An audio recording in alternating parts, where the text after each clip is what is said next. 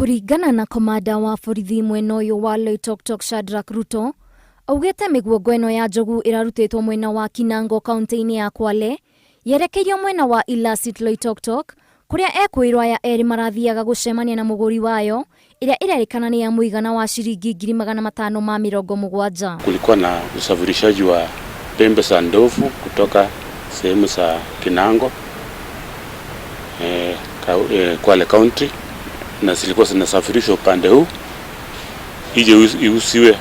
Kulikuwa na mnunuzi hapa ambaye alikuwa anatarajiwa anunue, na sisi kama maafisa wa usalama tuliweka mikakati yetu na tukapata kuweka mtego katika eneo la Elasit Town, ambapo tulipata watu wawili, washukiwa wawili ambao walikuwa wanasafirisha hizo pembe za ndovu ambazo ni yapata kilo 38 na ni 14 pieces. Thiko ya 40 cia ekwirwo aya irakinyire muhaka-ini wa bururi wa Kenya na Tanzania, na riu mahingiriire ceceni-ini ya Ilasit mwena wa Loitoktok na magukinyio bao-ini ihinda o riothe kuma riu, guku maafitha a borithi magiethana na ekwirwo angi aria makuruhanitie na thuguri ino ngananie. Kulingana na hiyo habari ni kwamba kuna zingine ambazo ziko katika mafichoni na tungali tunafuatilia.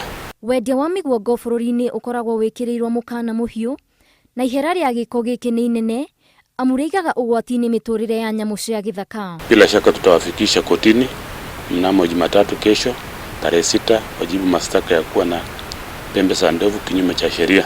Mwingi ni uritio gukorwo ri muhari-ini wa mbere kugiriria aria matwarithagia na mbere thuguri ino. Ngiribotera Inooro TV, ritwa riakwa ni Waithira wa Ndwati.